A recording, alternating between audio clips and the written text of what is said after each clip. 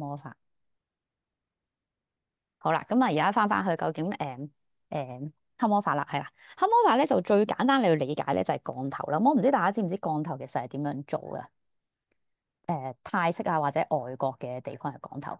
其實降頭咧確實咧係要揾一啲朋友仔咧去干擾嗰個事主嘅，咁就係已經係算降頭噶啦。咁一般所有一齊進行呢個降頭法事嘅法師啦，俾錢人要進行呢個法事嘅人啦，同埋被落降嘅人啦，其實三方咧都會承受翻佢嗰個業力嘅問題嘅。即係都會係有一個麻煩嘅事情會發生嘅。咁因為咧，其實你可以想象咧，降頭其實你係同有時未必係靈體咁簡單㗎。啲師傅揾嘅咧就唔一定係靈體。咁呢個世界除咗靈體，有啲再高階啲嘅維度嘅朋友仔啦。咁佢再揾啲高階啲嘅維度嘅朋友仔咧，去擾亂事主，去影響佢嘅意志啦。咁啊，多數啲降頭啲人會做啲咩多咧？聽得最多嘅咧就係情降啦。我諗 IG 都好多啊，我最近見到好多 post 有啲情降啊，誒乜嘢綁定啊，咩鎖住佢咁樣，即係好多唔同嘅名啦。總之好吸引人嘅名咁，都係會令到啲人會覺得，啊係咪真係得㗎？好想幫襯咁樣啦。咁咧，但係咧，一般咧以前泰式嘅黑魔法，即係落降啊嘅收費咧。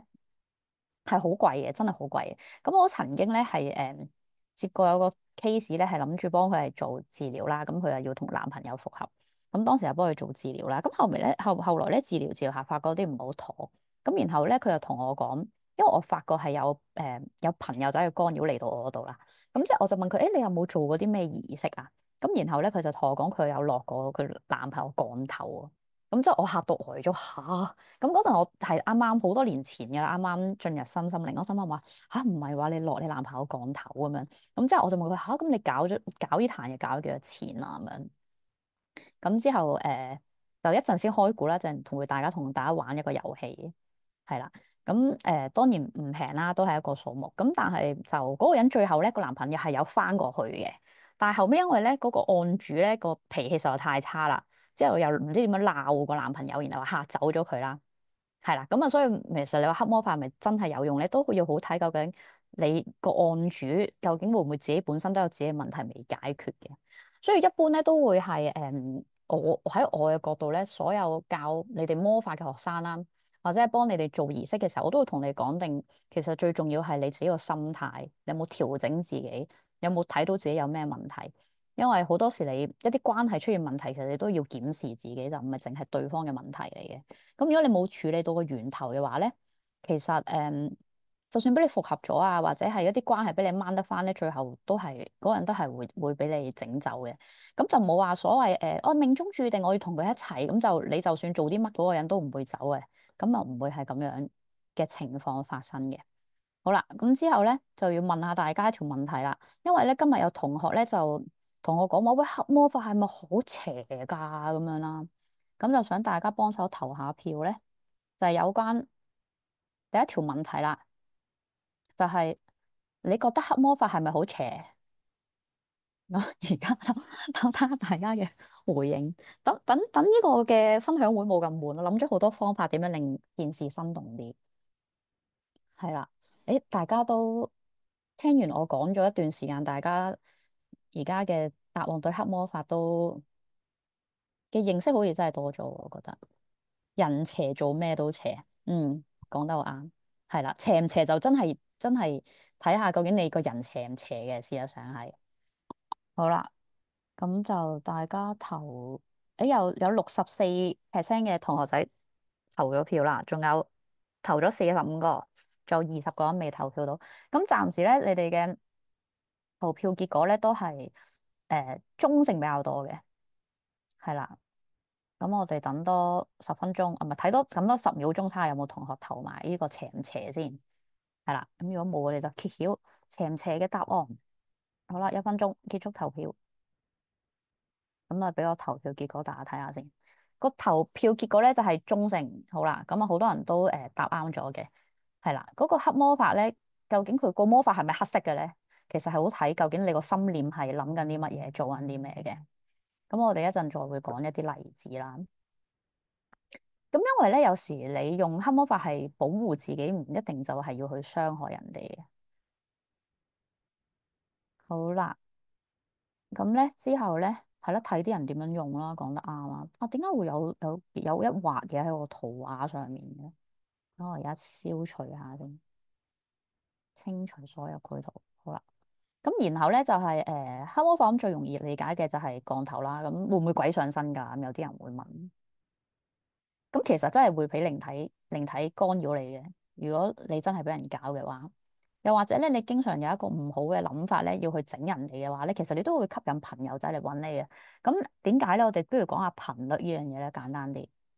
咁我諗大家都會聽過，你頻率即係你個人正面嘅時候，時運高嘅時候，即係頻率比較高嘅時候咧，就個運程就會好啲啦。咁啊，朋友仔都遠離你咁樣啦。咁啊，當你個人成日都好頹啊，成日都唔開心啊，成日都負能量嘅時候咧，咁你個頻率就低啦。咁黑仔嘅話，呢啲人就會話，誒，咁啊撞嘢都易啲喎，咁樣。咁呢個係真係事實嚟嘅。咁究竟你個運好同唔好咧？有冇得控制嘅咧？係啦，咁啊，其實有得控制嘅，就係要控制自己嘅心念諗啲乜嘢啦。因為其實我哋每一刻諗緊嘅嘢咧，都係發出緊一個頻率去俾宇宙，話俾佢聽，然後就發放緊一啲能量出去嘅。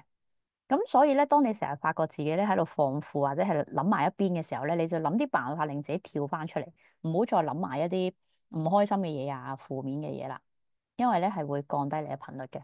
咁另外咧就有啲流年咧真係犯太歲啊，或者嗰個運程唔係咁好嘅時候咧，都會令到個人個心情係特別差啲嘅。咁你就要揾下啲方法點樣令自己提升下個能量啦。咁啊醒啲錦囊俾大家，一啲免費嘅方法可以提升嘅能量咧，就係去曬太陽。咁其實曬得多太陽咧，都係會幫助我哋驅走啲陰氣，提升呢個正能量啦，同埋做運動啦。咁做運動要做啲咩運動咧？唔係做所有嘅運動咧都可以提升陽氣嘅。咁你要做一啲大陽嘅運動，身體出汗嘅咧，都係可以幫我哋提升陽氣嘅。咁所以做運動同曬太陽係好重要嘅。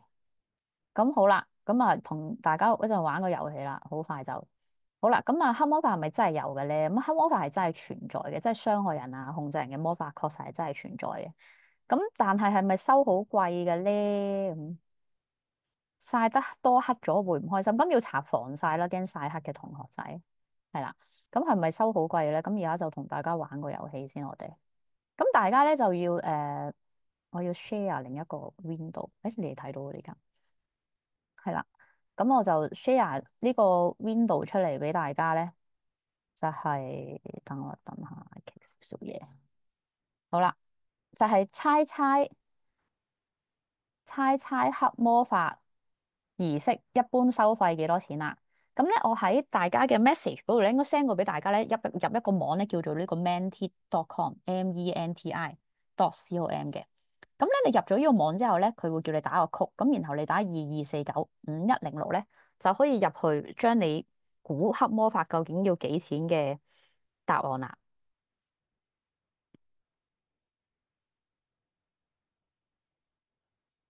大家有冇同學係唔成功入唔到去嘅？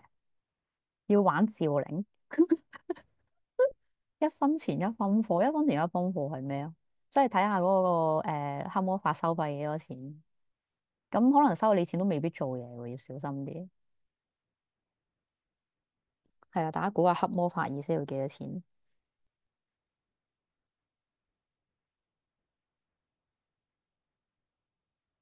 咦，大家嘅價錢都好便宜喎。嗱，如果黑魔法同大家講咧，係揾靈體幫你哋做嘢嘅話，你哋係咪都係會覺得收幾千蚊就可以了事？幾千蚊我就可以請到靈體同我做嘢。其實我唔知你哋咧，知唔知咧喺IG 界咧，幾年前我唔知而家仲興唔興，因為我最近冇再 follow 啦。就係咧就係喺幾年前咧好興咧賣精靈呢樣嘢嘅，就係咧俾錢去買啲精靈啦咁樣，幾千蚊一隻精靈咁樣。我唔知大家有冇睇啊？最好笑咧就係呢個真係好想分享，就係咧有一個 IG 店咧就話賣耶穌。係啦，後來執咗啦，真係，因為呢壇嘢成為咗城中嘅笑話，賣阿耶穌，然後執咗咁。咁睇下令他人分手15至20幾， 20幾係20幾蚊定係咩嚟啊？嗰個係，誒得好多人估係以萬計喎，咁醒嘅你哋，5位數字以上，其實真係要5位數以上㗎。你知唔知白魔法咧？而家好多出面收緊嘅都可能係1萬蚊一個儀式以上㗎。咁何況黑魔法佢係講到佢一定得㗎嘛，實得咁樣㗎嘛。咁呢個世界有冇嘢實得啊？你哋覺得？咁啊，當然係唔會有嘢實得啦。如果唔係，我哋都變咗李嘉誠啦，係咪先？中個招變養鬼仔 QQ 啊，係啊，真係咧買精靈嗰啲咧，其實佢有時係賣鬼仔俾你。我都試過之前有個學生啦，咁我就幫佢 check 咧，佢嗰個養嗰個精靈係咪真係咧？因為我一向都覺得係假嘅咁樣。咁因為喺我哋巫術界咧，召喚精靈咧係唔使俾錢嘅，咁所以其實係唔可能唔需要俾錢。咁然後點知咧，嗰個同學咧就 check 到咧，佢有一隻精靈咧係入面係惡靈嚟嘅，真係撞咗嘢嘅。之後我就同佢講翻，之後佢又同我講話，哎呀係啊，因為請咗嗰隻嘢翻嚟之後咧，就有自殺傾向咁樣，真係好恐怖。咁但係咧，嗰個同學仔咧係有10隻精靈噶，佢哋當佢寵物咁，但係睇唔到噶嗰啲寵物係，我唔知大家知唔知？有人做1、2千蚊，1、2千蚊嗰啲，你要諗下佢幫你做啲咩咯？係啦，係好多都係人，係真係真嘅，定係材料唔同而已。咁黑魔法嘅材料係真係同白魔法有啲唔同嘅。但係要睇下你即係佢好多特別啲嘅材料，但係真係要睇下你當時你係做啲咩事，使用啲咩物料嘅。我有人免費幫你解決咗，咁就好好啦。但係你唔好要，其實免費係最貴嘅，大家有冇諗過？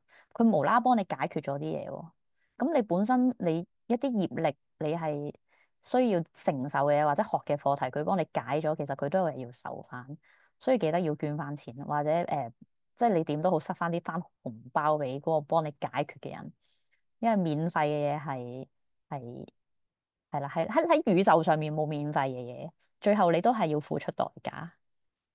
係啦，咁啊，他有同學估最貴嘅係幾多錢啊？12萬啊，係咪佢真係試過？係啦，咁我就開估咧，就係如果落人降頭嘅話咧，一般咧你冇10萬以上咧，係唔會有人幫你做嘅。喺泰式嘅層面嗰度，咁因為點解咧？因為喺泰國嗰度咧。係啦，泰國其實同西方都係差唔多嘅，就係有啲嘢唔會好遠，唔會爭好遠。咁泰國大家應該容易明白，因為泰式嗰啲咧，大家好多時都聽咁落降頭呢個例子咁樣。咁泰國嗰啲咧係師傅咧喺呢啲最陰嘅時間咧上山咧去揾朋友仔啦，或者係揾一啲比朋友仔高級嘅傳友啦，去幫你去工作嘅，為你工作咁樣。嗱，其中一個降頭嘅方法啦，有啲咧就係咧真係啲師傅係會去買一啲屍體翻嚟，例如 BB 嗰啲屍體啦咁樣，然後咧就拎嚟咧作法去幫佢做嘢，然後你俾錢佢，佢就叫佢哋去幫你做嘢咁樣嘅。係啦，咁山精鬼魅呢樣嘢，咁如果嗰個法師勁嘅話咧，佢係可以請到山精鬼魅嘅，不過嗰個代價就好大咯，咁所以人哋唔會收你幾萬蚊或者幾千蚊去幫你做黑魔法，即係同你收得嗰幾千蚊嗰啲，咁你就算數啦，嗰啲要付咁大代價，人哋唔會同你玩，咁所以一般咧都係以前個價咧就 around 要20萬以上，咁我唔知而家有冇平到啦，因為呢件事好似廣泛咗咁樣。係啦，咁啊睇下有冇同學做過黑魔法可以報料啦。係啦，咁啊大概咧都冇10個咧，你都唔使玩噶啦呢樣嘢。黑魔法就唔啱你玩啦咁咧，所以大家就諗下有冇呢個做黑魔法嘅需要。係啦，咁我個人就咁我個人當然係覺得係冇乜需要做黑魔法嘅，每個人都係啦，即係放低我哋嘅執着。就唔需要去做黑魔法，特別係嗰啲唔該，我要佢翻嚟咁嗰啲咧，我係唔係咁，我本人就唔係咁建議做嘅。咦，我而家想開翻我自己個簡報先，好啦，咁啊，大家啱啱好叻啦，已經估中咗有部分嘅收費啦，係啦，啱啱猜咗幾錢啊，大家。咁白魔法係咪一定要係幫人嘅咧？咁其實都係要睇你自己去做呢個魔法嘅時候，你究竟係諗緊啲乜啦？你個心念係啲咩啦？你係要你點樣許個願咧，其實好重要啊，好有技巧咁。所以點解魔法你唔可以睇書學咧？有啲人話我睇完本書我出嚟學，咁我咪識咯咁樣。係因為其實當中其實都有好多要留意嘅嘢啊，各樣經驗啊，個原理啊，點樣做啊咁。如果做完黑魔法中咗，唔使擔心我做完黑魔法多數會中嘢噶喎，要解咯自己。所以做黑魔法係你清自己咧係有好多嘅叫做係咪秘技咧？係你有清自己嘅過程啊，即係好多其他嘢要搞，所以好煩嘅黑魔法係。即係黑魔法課程裏面都會要講，我做完之後點樣清自己咧？因為你係會連結到一啲唔好嘅能量噶嘛。情蠱真係情幹啫嘛，其實冇咩特別噶，都係嗰一類嘢嚟嘅啫。只不過去西方嘅時候咧，黑魔法做嘅形式咧，都係請朋友仔，不過另類地去一啲地方度請咯，係啦，都係去墳場啊，一啲陰嘅地方做差唔多相同嘅嘢噶啦，不過啲物料就有啲唔同咁樣咯。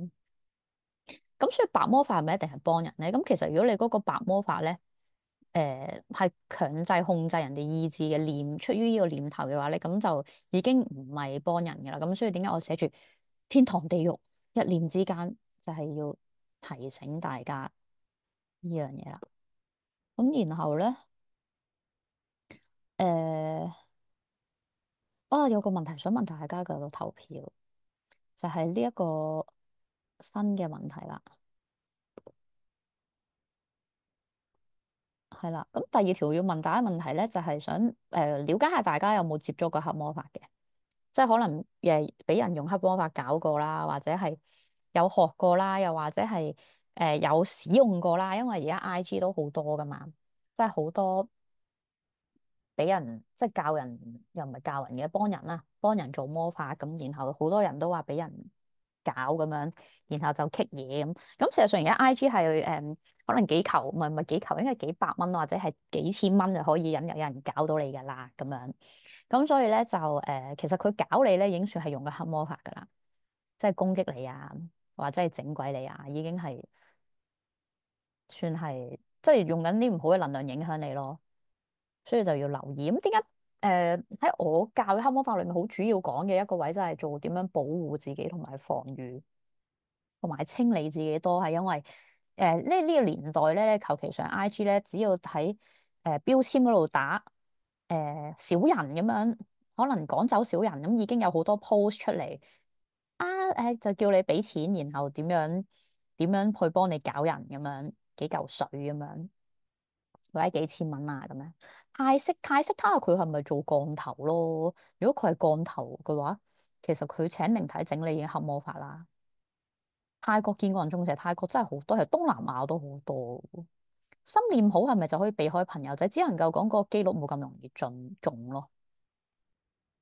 所以你個人正面係，就算你個人正面啦，咁你個人都冇咁容易中到朋友仔嘅，但會承受翻咩業力？承受業力呢樣嘢咧，就未必係你本人嘅，你基本上好多時都係你後代幫你食咗佢嘅。如果有更高嘅傳友，點解要揾朋友仔幫？係啦，就係因為好多人都唔知點樣連結更高嘅傳友，所以走去揾朋友仔。你問得好好呢個同學嘅問題。因為坊間咧喺IG 界咧，佢哋係唔會知道覺得更高嘅存有係更有用嘅。而點解黑魔法咁多人都會想去揾黑魔法揾靈體做嘢咧？係因為咧本身咧嗰件事咧係佢知道成事嘅機會好低啦，咁然後佢又好希望得到嗰樣嘢，真係太執着啦。咁所以佢就會召請朋友仔啦。咁有時都係人實在太〜我覺得係可能諗歪咗一邊啦，咁啊或者係佢啊係啦，同埋點解啲人會用黑魔法咧？我都聽過啲同學講嘅例子，就係幫佢做嗰陣就同佢講唔會有業力㗎，冇問題㗎，唔使擔心㗎，咁佢又真係信咗咁樣。我試過個同學嚟上堂嘅時候係咁樣同我講嘅。傳有嘅意思就係靈體咯，或者係我哋係會叫做傳有，即係一啲唔係人類嘅物體。係啦，咁佢存有可能係靈體，亦都有可能係神啊，或者係指導靈啊、天使嗰類，咁就會叫存有啦。即係高靈啊，高靈都會係統稱叫存有啦。係啦，因為費太多名，大家聽唔明係點啊。成日話冇業力係，咁你信唔信咯？咁之後就有灰魔法啦。唔知大家有冇聽過灰魔法？最近新興嘅一兩年，灰魔法咧，誒有同學好想見朋友仔喎，話未見過，係啦，咁你最好冇挑機，你一挑機就好容易見到，係啦，咁啊灰魔法係啲咩嘅咧？灰魔法咧就係大家所講嘅唔會有業力嘅，即係啦，咁你又信，睇下你信唔信會冇業力噶啦，做完啲唔好嘅嘢。我自己個人嘅經驗咧就唔認為係咁嘅。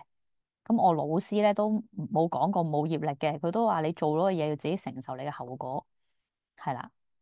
咁我好多人都冇接觸過黑魔法，唔知有接觸過嗰啲係咪可以分享下係俾人搞定係去係咪有啱啱有個同學好似係俾咗幾萬蚊人哋做，唔知係做啲黑魔法嘅咩工作咧叫人。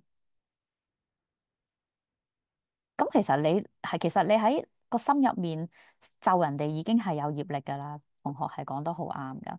不過你放心啊，嗰個業力都係翻返喺自己身上嘅最後，所以就祝福人咯最好。所以有人鬧你嘅時候，你最好喺心入面同佢講我祝福你咁樣。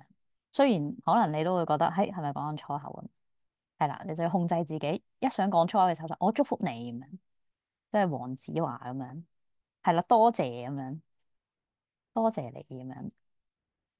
好啦，咁然後咧就講下啦，黑魔法係咪一定係要傷害人嘅咧？做啲嘢出嚟，咁有時咧，有啲情況咧，用黑魔法咧就，都唔算可以話係比較唔算係傷害人啦。例如係做啲咩？例如係你係趕走第三者嘅，即係本身你係同男朋友一齊好地地，然後有人想搶你男朋友，然後咧你就用黑魔法嘅方式去令佢離開嘅話咧。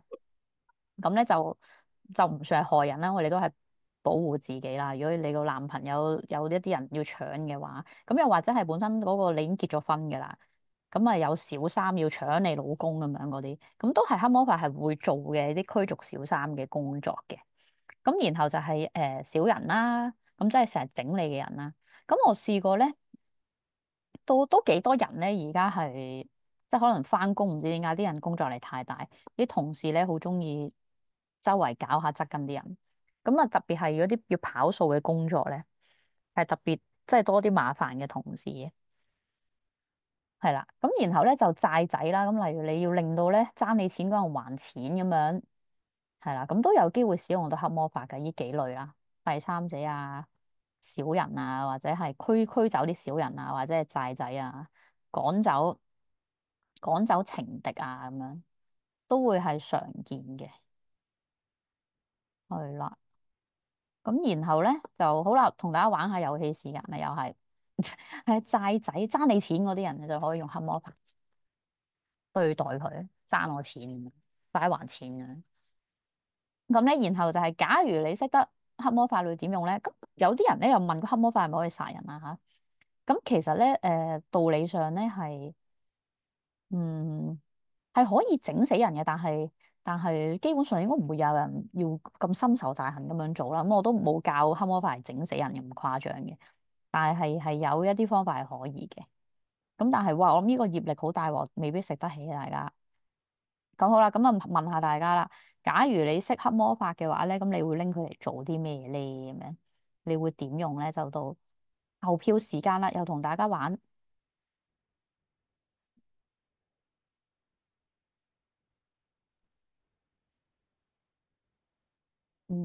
係啦，其實黑魔法有個功能咧，就係保護自己啦。咁其實你幫人哋趕走佢嘅第三者，都算係幫咗人嘅。咁保護自己用得最多嘅，基本上係即係以免俾人搞啦，或者係反彈翻搞你嗰個人對你嘅傷害啦，彈翻俾佢咁樣。咁你都可以永遠唔使用嘅，不過就可以做一個學術嘅研討咯。即係用唔用係你自己選擇，但係你起碼識得嘅話咧，就冇咁容易俾人呃嘅出去。廣州小人係即係常用嘅係趕走一啲嘅麻煩人咯。啊先，好啦，大家用投緊票，啊最多人係用嚟做啲咩咧？好彩大家嘅理智線都仲好清醒。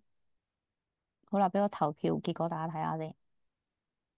最多人用嘅第一名就係保護自己啦，係啦。其實黑魔法最好係拎嚟做防禦，因為黑魔法嘅防禦係強過普通嘅防禦。所以我哋嘅黑魔法課程好都幾大篇幅係講防禦，同埋去禁制嗰個敵人咯，即係令佢搞你唔到咯。即係你有時唔一定要揼佢嘅，唔一定要攻擊同傷害佢，但係都可以禁制佢咯，我哋叫做即係令佢傷害你唔到。咁有時有啲情況就係哦，本身佢要整你嘅，但係俾你預先知道咗，原來佢想做啲乜嘢扇你啦，或者有個人突然間話咗俾你聽，哎呀佢想對你做啲乜嘢啊，咁然後咧佢就搞唔到你，咁都有咁嘅情況出現嘅。反擊傷害，反擊傷害多數睇下嗰個人係咪真係好乞人憎咯。如果係嘅話，可能你可以係將啲傷害佢搞你嘅彈翻俾佢嘅反彈啊，叫做007日子彈。我最中意講嘅係啦，可以嘅話，梗係唔想用啦，唔想下世遇翻佢。但係你都學嚟保護自己，可以學咗嘅同學仔講小人同講桃花，可以講小人，可以講即係恐怖情人咯。有個安全分手法嘅。係啦，喺黑魔法裏面就係好想同嗰個人分手，但係嗰個人係傻嘅。如果咧就咁同佢分手，佢會發癲嘅，咁你就有需要有需要用啦。保護自己同自我保護有什麼分別？啊，其實一樣嘅，我打錯咗啫。自我防衛可能我係想打自我防衛同保護自己。我識咁多嘢，點解我咁中意用魔法？點解我咁中意用魔法？因為我覺得我好中意，可能我中意點火噶，同埋我覺得魔法嗰個翻嚟個速度都快嘅，佢個效果，同埋我好中意念經咯，可能係只能夠同你講，我好中意念祈禱文。請精靈隻精靈有咩用？我唔知喎，要睇下你買精靈嘅時候個賣家同你講有咩用，因為我都冇請過精靈或者買過精靈。咁但係如果喺巫術上面咧，請精靈一般咧都係希望去係咪叫勸喻？唔應該唔咁講，應該係咧要祈請阿精靈去幫助我哋實現我哋嘅願望咯。但係你係要有嘢奉獻翻俾佢嘅，即係有嘢交換。咁但係梗係交換啲好正常嘅嘢啦，係啦。就唔係你哋諗啲古怪嘢嚟嘅，咁啊請精靈就幫助我哋實現一啲願望，咁就等於我哋有學過巫術班嘅同學，我哋會請大自然嘅力量噶嘛，咁其實都係精靈嘅一部分嚟嘅，咁佢哋就幫我哋實現我哋嘅一啲願望啊各樣咯，互相學習成長同精靈結緣，白魔法保護自己，白魔法保護自己，譬如你用俾人用黑魔法搞你嘅話咧，你白魔法保護自己係冇咁強力嘅。趕走中意嘅人嘅桃花，喂，咁你同中意嗰個人，如果佢唔係你男朋友或者係佢係單身嘅，咁你淨係你中意佢，佢唔中意你，咁你趕走佢嘅桃花，咁好似唔係好恰當喎。大家有冇諗過？係啦，即係佢唔係你男朋友，你純粹你中意佢，咁你就要趕走佢嘅桃花。好奇怪呢件事。咁如果有個男仔中意你，然後你唔中意佢，佢趕走你嘅桃花，你覺得 O 唔 OK 啊？你要諗下。咁大家都中意係男女朋友，咁你梗係可以幫佢截住佢啲桃花啦。咁但係我覺得如果你比截佢桃花更有用嘅方法，可能你可能要轉男朋友咯。如果佢成日出去拈花惹草，要搞清楚搞清楚件事，究竟係飛來晚啦，定係你男朋友本身都係一個好中意到處留情嘅人？係啦，咁啊，大家啱啱玩投票嘅時候咧，都大概已經了解到黑魔法嘅用途啦，就係趕走啲壞人啦，反彈翻啲唔好嘅能量俾佢啦，同埋保護你自己，以免受傷害。好啦，咁然後就又講下呢個會唔會有報應㗎？咁樣有咩情況魔法唔 work？有咩情況下魔法唔 work？好多情況，要睇下你做啲咩魔法喎。魔法 work 唔 work 呢個會喺下個禮拜五講嘅。係啦，點解嗰啲魔法做咗冇用咧？因為呢個係一個好大嘅 topic 嚟，三言兩語係講唔完，講不晒。好啦，咁啊，翻去呢個報應嘅問題啦。咁咧，其實因為咧呢個世界咧報應咧有冇諗過都有分好同唔好嘅報應嘅，大家可能聽到報應呢個字就覺得好負面啦，大家。其實咧，你做多啲好事咧，就會有啲好嘅報應俾翻你嘅，真係因果啦。我哋成日用嗰個字叫因果。咁其實你做一啲好嘅事，做善事或者幫人啦，或者係對人好嘅話咧，都會有一啲結咗一啲善緣俾你噶嘛，姻緣啦，我哋叫做。咁咧，所以其實喺你做一啲唔好嘅事嘅時候咧，你都會結咗一啲唔好嘅姻緣俾自己嘅。咁所以咧。所以就真係好睇你究竟你做嗰個魔法嘅時候咧，你嗰個心念係諗緊啲乜嘢啦？你係咪諗住傷害嗰個人啦？咁譬如你用一個黑魔法嘅形式去令到咧成日整你嗰個人咧唔好再搞你啊，或者係令佢離開你啊，呢啲咧咁傷害性比較低嘅，你基本上就唔會有咩太大嘅問題嘅。咁所以一般都係睇下嗰個工具係點樣用。魔法其實只係一個工具嚟嘅啫，真正使用或者係操作嘅人咧，都係嗰個本人。魔法梗係有招財啦，魔法最常拎嚟招財啊，愛情，其實好多好多願望你都可以做到啊。魔法係你諗到嘅都可以做到，不過問題係嗰樣嘢係你唔好諗住你做完魔法，然後我唔使付出坐喺度咁，然後事情就會發生咯。呢個世界係冇啲不勞而獲咁好嘅事，即係就算你做到魔法，其實譬如招財啦講，咁你都要去行動去賺錢咯，就唔係坐喺度咯。咁我分享下有個案啦，咁其中兩個啦。咁啊之前咧就有個同學仔啦，咁啊學完之後就幫自己做啦，因為佢公司有個人好鬼煩嘅，咁啊成日就同事嚟嘅，咁啊差唔多同級，咁啊成日搞佢啊，整啲鑊出嚟啊咁樣啦。咁之後咧佢就做咗幾次驅逐嘅魔法之後咧，咁嗰個同事咧就自己就話唔做，咁啊走咗啦。係啦，咁啊，有時喺谷職場上咧，有啲好麻煩嘅人咧，係真係好難搞嘅。咁我試過咧，仲有一個咧，就係有個同學仔咧，就俾人搞啦。咁然後咧，就做完儀式之後咧，嗰個搞佢嘅人咧，原來本身自己咧就唔知做咗啲咩衰嘢啊，喺公司度，咁啊俾人揭發咗出嚟。咁後尾咧，嗰一 team 人咧，有幾個搞佢嘅人咧，因為嗰班人其實搞過好多人嘅。即係一直有新同事就會搞嗰啲新嘅人㗎，咁然後又俾人哋揭發咗咧喺公司做咗一啲有啲唔合法嘅嘢啦嗰啲，咁然後就俾人哋炒咗嘅，係啊，咁係有啲情況都多係，譬如你工作嘅環境真係好多權力鬥爭嘅問題啊。咁係可以有幫助，保護自己同埋即係驅逐嗰啲搞你嘅人。咁但係咧，有試過嘅情況就係咧，你驅逐嗰個搞你嘅人嘅時候咧，咁因為咧嗰啲搞人嘅人咧，佢係有鋪人咧，係要有人搞先開心噶嘛。咁佢就會轉移嗰個對象咯，係啦，佢未必搞你，變咗揾嗰個第二個對象搞咁樣。咁亦都試過咧，有同學仔啦，案例分享咧，就係、本身咧嗰個男朋友係有第二個啦，咁後來驅逐咗第三者之後咧，咁佢就冇再第三者就真係同嗰個男朋友就斷咗啦，咁都係有啲咁嘅情況出現嘅。下是魔法可以令自己更高能量，可以啊，可以提升你嘅頻率。有啲魔法係真係可以幫你提升你自己，即係令到你好運啲啊，做各樣嘢都順利啲啊，係有嘅。好啦，咁然後咧，我哋就識唔識？咁我呢個提高能量魔法，我成日幫自己做嘅喎。大家可以喺魔法班度自己學完，係要幫自己做，係要幫自己招財，咁你就會發達啦。不過都係要行動嘅。好啦，咁然後咧就同大家講下呢有個公益活動咧嚟緊，有個許願嘅工作坊咧，其實等同免費啊，喺3月20號呢個咧，咁不過主要咧個對象咧，我哋就係課愛情嘅嗰一日咧，我哋就會做集體許願啦，喺有個場地咁一齊做集體許願，咁內容咧都會幫大家咧用占星嘅方法咧睇下大家嘅占星命盤咧愛情方面究竟係喺金星啦，就有關愛情方面咧係。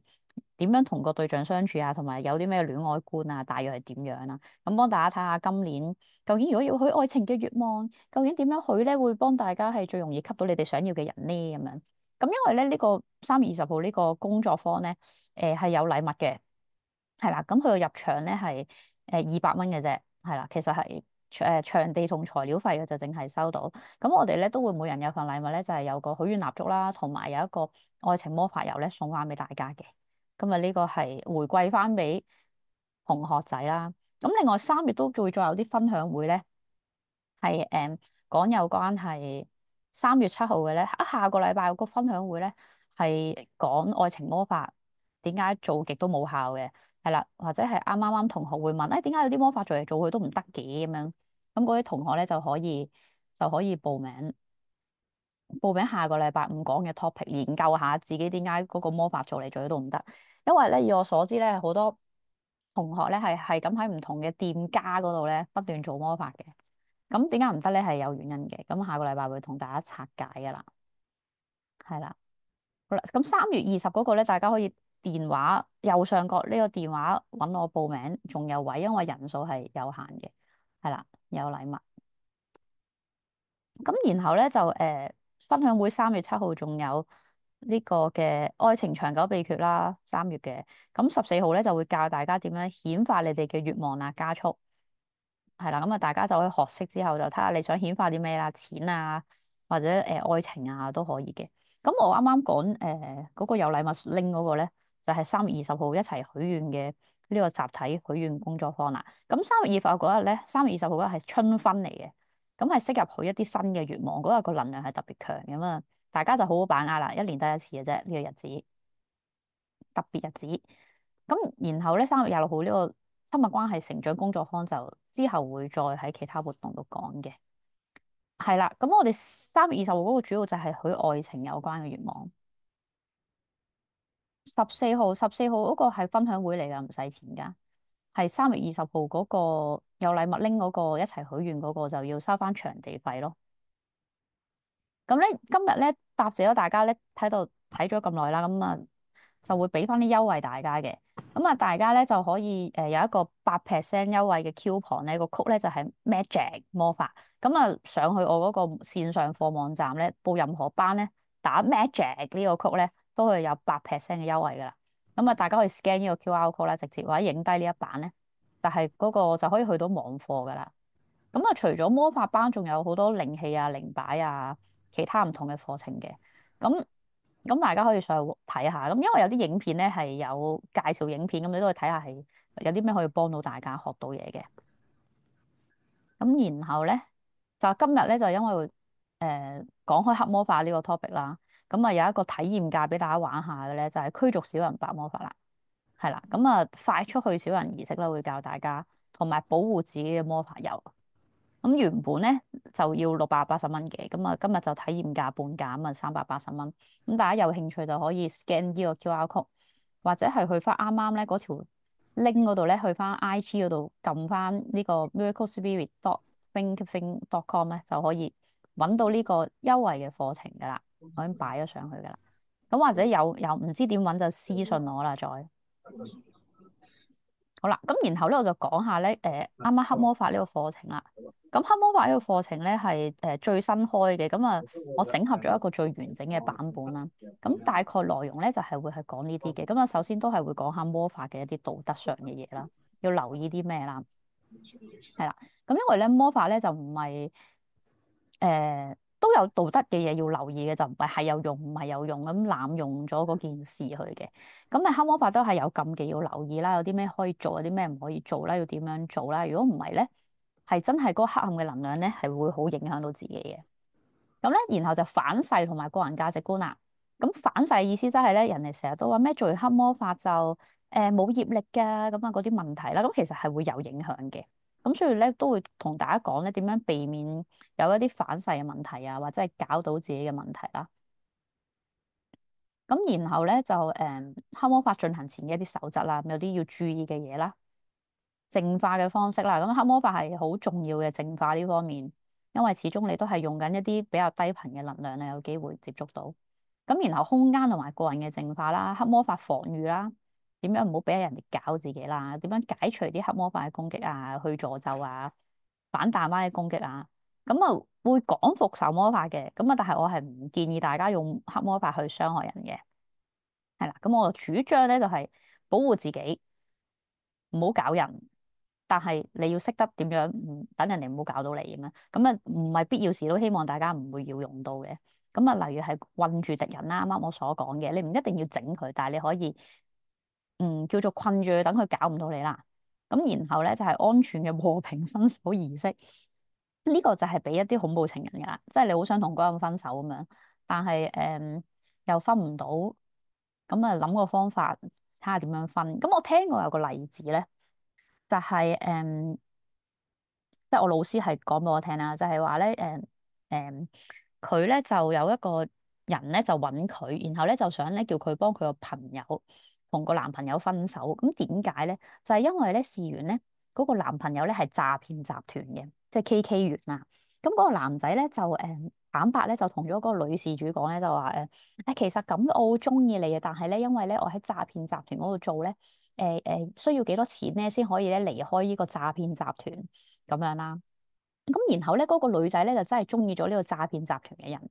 咁嗰個詐騙集團嘅人咧就不斷定咧就叫個女仔咧幫佢一齊去呃人咧，去即係令佢可以贖身啊，贖翻嗰個男仔離開嗰個詐騙集團，然後可以翻出嚟同個女仔一齊啦。咁啊，當然呢啲都係假噶啦，即係佢都係俾人呃嘅，係啦。咁啊，呢啲就會有機會要做到分手儀式啦，咁樣係啦。咁所以佢又講過呢個咁嘅例子，咁啊，所以就想同大家講，如果想要你啲錢成日候住啲錢嘅人咧，都唔係真心中意你，所以大家就要留意下啦。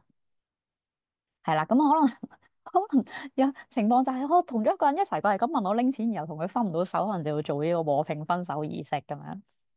好啦，咁啊之後就係一啲商場嘅破壞合作魔法啦。咁啊分手呢樣嘢唔一定係情人嘅，咁有時可能你同一啲人合作，然後你發覺係瀨咗嘢啦，唔知點樣同佢拜拜咧，咁你都要做一啲安全和平嘅分拆嘅方法，令到你哋可以和平分開，唔使再一齊合作嘅。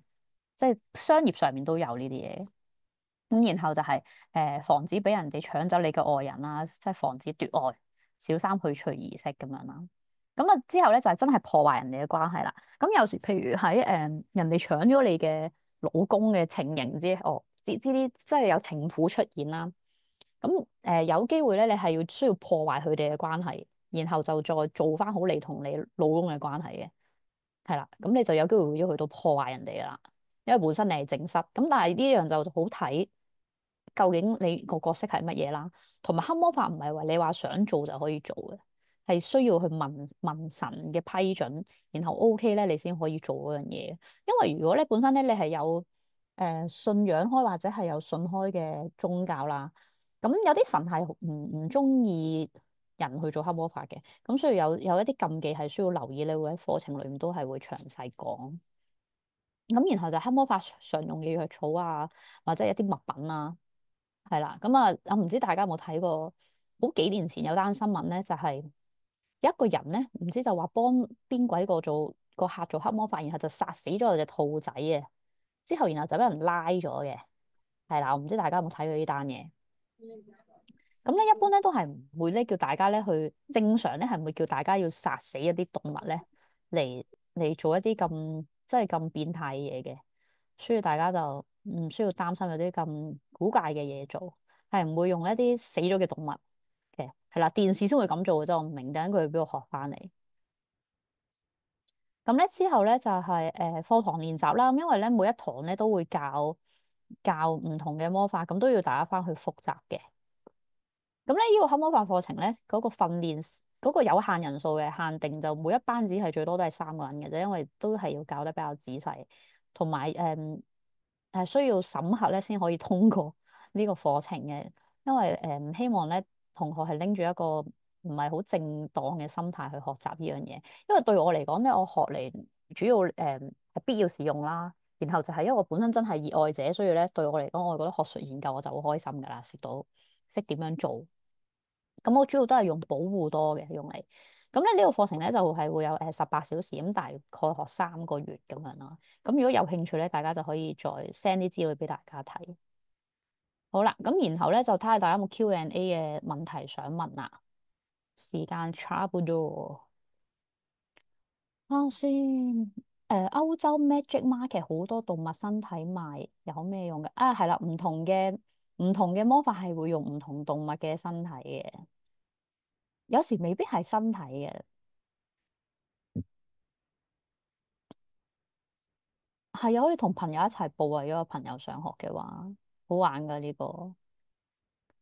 18樣嘢都係啊係啊，啱啱我哋有啱啱嗰個課程內容就係呢18樣嘢啦，成個課程，所以我叫全街黑魔法課程啦，因為係成個課程係有咁多內容都會學晒，喺3個月入面。咁但係都要大家又有功課做嘅。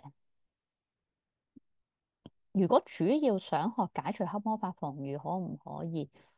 誒，阿 Sophie，咁你 Sophie 你可以私信我，俾啲資料你，都有一啲係課黑魔法防禦嘅。啊，係啊，呢個係實體課程嚟㗎，係啦，呢個全家暗黑魔法課程係實體課程嚟嘅。但係咧，我都會錄有一啲網上嘅部分，等大家翻屋企咧上完實體課唔記得咧，都可以喺網課度溫習翻，咁就唔會咁容易唔記得咯。咁啱啱咧有個試玩嘅呢個驅逐小人白魔法課程咧，就係網上課程嚟嘅 online course 嚟嘅，咁大家可以 scan QR 咯，確保呢個好抵玩啊！但呢個就永久觀看嘅，即係你學完之後咁有需要就望翻點樣用，咁隨時就可以使用噶啦。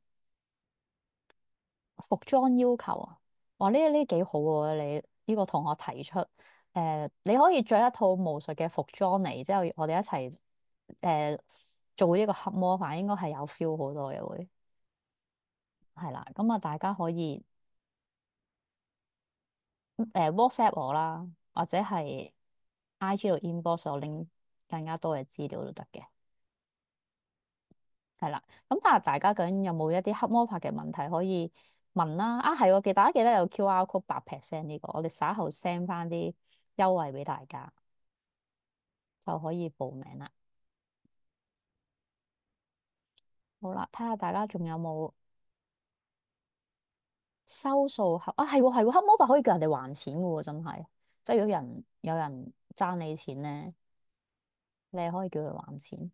如果大家咧想 join 咧3月7號同埋3月14號嗰個分享會嘅話咧，就可以 inbox 我俾翻嗰個報名表，你哋可以 kick 翻咯。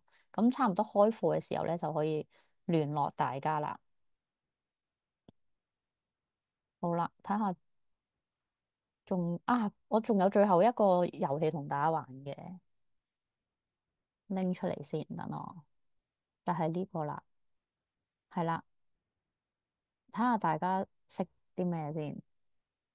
就係你哋所認知嘅法術，你哋覺得有啲乜嘢係喺黑魔法嘅範圍入面咧？因為我啱啱就係講咗降頭啫嘛。咁你哋有冇諗到有啲乜嘢係咪喺黑魔法入面都可以打出嚟討論下？就係要入翻呢個 mantit.com，然後就入呢個22495106呢個曲。除咗降頭之外，仲有啲咩係黑魔法？大家去 brainstorm 下喺呢個網站嗰度 mantit.com。和合術唔算係黑魔法喎。和合不過和合又有一段古仔講嘅可以。其實坊間好多話同人哋做和合，其實和合係道教嘅儀式嚟嘅。咁和合都幾貴下嘅喺道教方面，即係都要幾皮嘢啊坐底。咁所以你哋喺網上面，人哋話收你好平，幫你做和合幾千蚊嗰啲咧，一般都唔係真嘅。7月3、7月3同埋20可以講多次內容嘛？可以啊。好啦，呢個條問題太難，大家唔識答啦。呢個太學術性。好啦，睇翻大家話3月20呢個先。3月20就係呢個許願工作坊啦。係啦，咁咧我哋許願工作坊呢個流程咧，首先係會幫大家睇咗你哋個金星命盤先嘅，金星星盤啦，占星上面咁啊，了解下你哋今年嘅愛情運啦，2025年咁樣。咁然後咧，我哋咧了解完之後咧，咁有啲人可能係想拍拖，咁有啲人可能係想同男朋友更加好，咁有啲人可能係想同男朋友結婚，咁有啲人可能係想同男朋友儲錢或者同居移民啊，乜都好啦咁樣。咁你都可以咧喺嗰個班入面咧，我哋就一齊會做許願。咁就係因為咧集合多啲人咧，個念力係會強啲嘅。咁所以嗰日咧喺3月20號呢個春分嘅日子，係一個特別能量強嘅日子嚟噶嘛，都係。再集合埋咁多人咧一齊去許願咧，咁個能量咧就會再勁啲。咁所以咧，你除咗譬如你話，愛情我唔需要喎咁樣，咁如果你嘅工作係需要人緣啊、提升人緣啊，要人哋中意你，你先揾到錢嘅話咧，咁其實都啱你用嘅，係啦。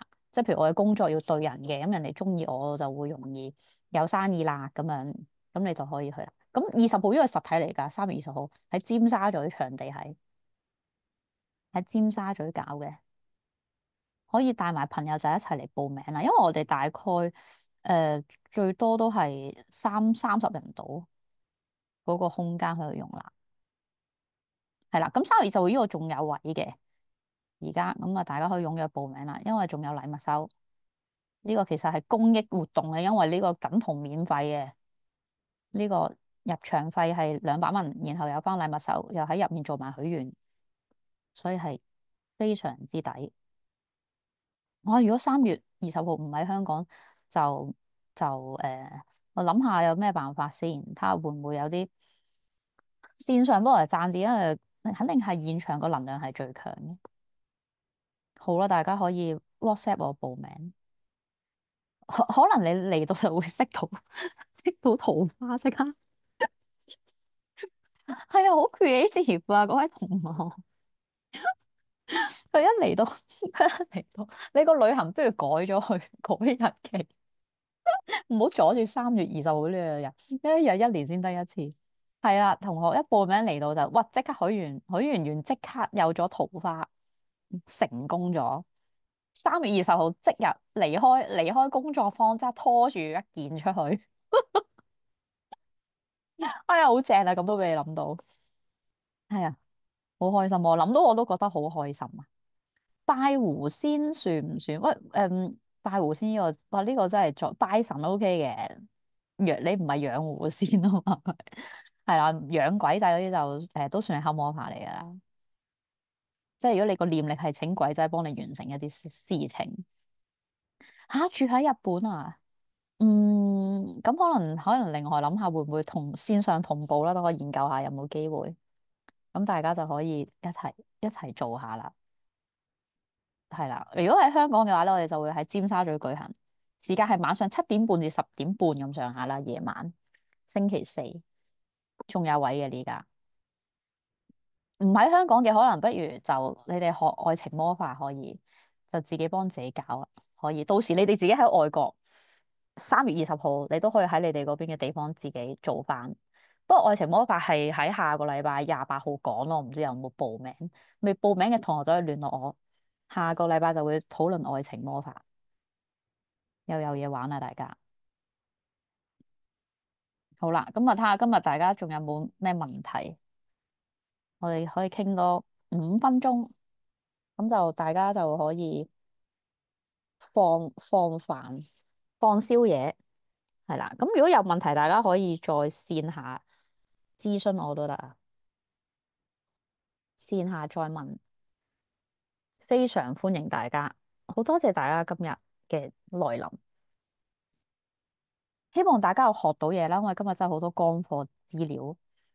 出面好多，即係好多人都唔會講嘅，同行都係，因為始終都係，即係點講好咧？因為都係真係同商業有一個抵觸喺度嘅，所以爆咗好多人大鑊。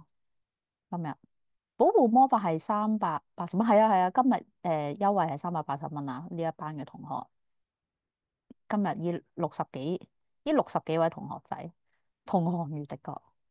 係啦，咁所以大家如果日後係啦，咁同大家分享咧，就係咧要小心嘅咧，就係最近咧嘅騙徒嘅手法係啦，騙徒手法咧就係我就唔講係邊個 IG 啦，咁咧但係咧佢哋個形式咧，一般咧都會同你講咧，去問佢嘢啦，然後佢會同你講咧，譬如愛情啦，佢就會話你奶男朋友咧就俾人哋第二個女仔咧就做咗黑魔法搞佢，所以咧就令到你同佢咧就有啲問題分手。咁然後首先咧，佢嘅模式咧就會叫你咧要俾錢佢清走咗咧嗰個女仔落佢嘅黑魔法，或者係嗰個事主俾人搞嘅黑魔法啦，係啦，即係或者你揾佢，佢會話你俾人落咗嘢，然後咧佢就會話要幫你清嘢，就要你俾幾千1萬出嚟啦。咁然後清完嘢之後咧，因為你本身揾佢係要解決乜啲問題噶嘛，咁佢就住你要解決個問題咧，就會再收到你幾千1萬咁樣嘅。係啦，咁再收人哋幾千1萬之後咧，佢咧就會同你講話，幫你做完一次儀式之後咧，個儀式咧其實對方太勁啦，唔夠強，所以你要加錢再補錢，又再科水咁樣，係啦，咁樣就幾萬噶啦，跌咗幾萬噶啦。咁咧一般真係對魔法冇乜認識嘅人咧，好容易都係會中招嘅。所以其實點解我成日都講你去學個課程，投資少少喺自己度，起碼你唔會俾人呃先啦。有咩事可以自己救到自己，係咪先啊？你讀個課程，你都唔使幾萬蚊啊，係咪先啊？你去真係揾人做呢啲儀式，真係哇！真係好多人俾人呃幾萬蚊啊，真係好多，真係聽好多，超多。動物傳心係咪黑魔法？動物傳心唔係黑魔法嘅，動物傳心係佢要 channel 嗰隻動物諗緊啲乜嘢。咁多數啲人會問嗰隻動物中意做啲乜嘢，或者喺咩地方，屋企邊一個角落，或者隻動物成日諗緊主人啲乜嘢咁，係去 channel 佢諗緊啲乜啫？係咯，通靈咯，就係唔係黑魔法嚟嘅。大家 send 咁多私密信息俾我報名，多謝你哋嘅支持。好啦，網上占卜試過問完後冇幫襯。哎呀，好好笑啊！你講呢個網上占卜問完後冇幫襯之後俾人詛咒，而家直頭有啲網店咪寫明咩問完嘢唔俾錢即刻黑無理咁樣嘅喎。我上次聽有個 friend 講，即係我覺得哇咁都得嘅咁樣，即係講明你問嘢係咒術算唔算係黑魔法？咁咒術要睇下你嗰個咒術係咩咒術喎，因為咒術有好多唔同嘅形式都可以算係咒術噶嘛。譬如我哋天使符咒，其實都算係咒術嘅一種嚟噶。咁但係咁你天使符咒即係揾天使啦，咁佢就唔係黑魔法啦。網上占卜嗰啲係咪呃人啊？嗯，我聽過網上占卜呃人嘅嘢，我都有聽過嘅，就係咧。誒、有人話俾我聽咧，嗰個人同佢朋友一齊去揾同一間嘢占卜，然後佢哋收到相同嘅答案，咁佢就懷疑係咪嗰個人咧，店主咧係將即係嗰個占卜嘅答案咧係一次過發俾好多嘅人嘅，咁所以係真係有正經，但係我都有聽過呃人嘅。其實而家唔使面對面都可以好準嘅咧，要佢種新機係做乜嘢啊？大家想問，種新機係咪黑魔法？嗯，嗱，我呢個問題問得好好，因為種新機要睇下你點樣種，你係用一啲咩嘅材料，同埋你種新機嗰個目的係啲乜嘢啊？所以你做魔法目的係好重要噶。個目的係乜？就算佢同你講係白魔法，後尾其實佢目的同你講，我用白魔法幫你拆散咧，嗰個男仔同個女朋友咁，其實咁嗰個已經唔係白魔法啦。你無啦啦拆散人哋，改人祖墳咁應該唔係咁容易改嘅，係咪啊？嗱，人哋啊，係啊，拎人哋運氣呢個係黑魔法，呢個都常聽喎。拎人哋嘅運咧，我最常聽到咧，我係之前有學生同我講嘅，就話因為我嗰個學生已經係 IG 嘅店主嚟㗎啦，咁佢就話咧，佢嘅客咧去過唔知邊間嘅店度咧做儀式之後咧，就越做越黑，咁然後咧就 check 到咧，原來咧嗰個佢揾佢做儀式嗰個店家咧就不斷咧就係即係拎佢啲運咯。即係阿 A 俾錢一間 B 店，然後 B 店咧就不斷做一啲儀式拎翻阿 A 啲運咁，然後阿 A 就繼續課金俾佢咁，好多呢啲嘢真係，咁所以大家要小心。IG 直播應該都會係 Zoom 分享會，應該唔會係 IG 直播咯。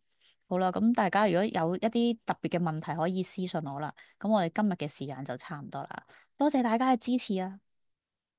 期待下個星期我哋有一班係愛情魔法，究竟得唔得嘅呢？期待你哋報名參加，嗰度都好好玩噶，會講好多搞笑嘅例子俾大家聽。好啦，大家晚安啦，拜拜，好多謝你哋嘅支持啊！好啦，我稍後會 send 翻啲優惠資料俾大家噶啦，拜拜。好啦，祝大家有個美好嘅2025年啊！一齊行大運。好啦，之後就如果有需要嘅話咧，都會發翻個今日嘅錄影重播俾大家翻去重溫嘅。好啦，拜拜，我停止錄影啦，而家。